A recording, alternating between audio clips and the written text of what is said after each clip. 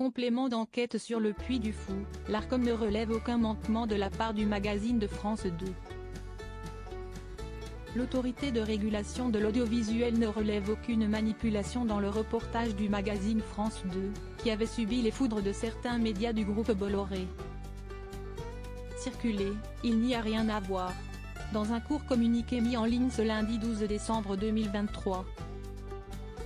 L'Arcom a donné son verdict concernant un numéro de complément d'enquête consacré au Puy du Fou, diffusé le jeudi 7 septembre 2023 sur France 2.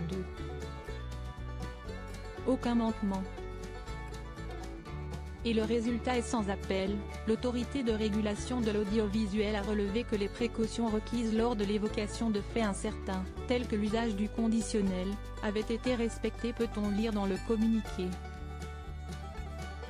Elle a également constaté que le parc du Puy du Fou avait pu, par l'intermédiaire de son président, faire connaître son point de vue en plusieurs occasions quant aux faits allégués, écrit encore l'instance.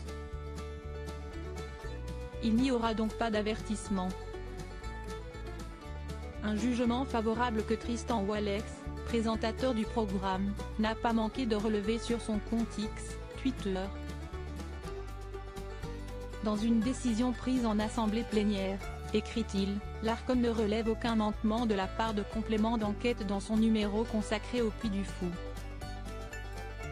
Intitulé Histoire, argent, pouvoir, les vrais secrets du Puy du Fou, le documentaire proposait une enquête sur les secrets de ce parc, ses méthodes particulières, son modèle économique, son influence politique.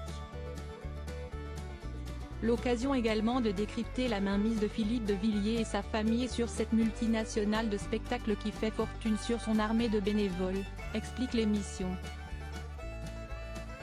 Nul doute que cette information sera reprise par CNOO, qui avait consacré 10 heures d'antenne en une semaine pour essayer de monter un faux scandale, écrit encore Tristan Walex sur X, et par le JDD,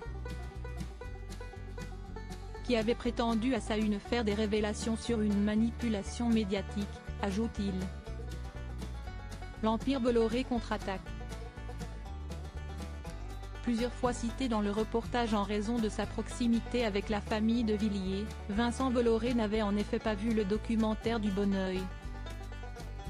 À la suite de la diffusion de l'épisode, plusieurs médias appartenant au groupe avaient ainsi organisé une contre-attaque contre le magazine de France 2, donc nous, Europe 1, et C8, via l'émission Touche pas à mon poste.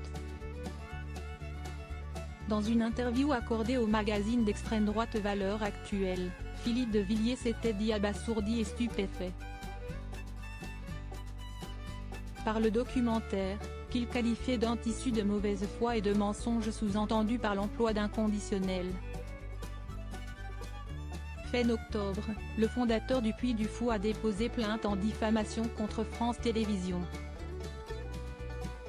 Geoffroy Lejeune, ex-directeur de Valeurs Actuelles, depuis nommé à la tête de la rédaction du JDD lors du rachat par Vincent Bolloré, avait lui aussi vivement critiqué le magazine de France 2.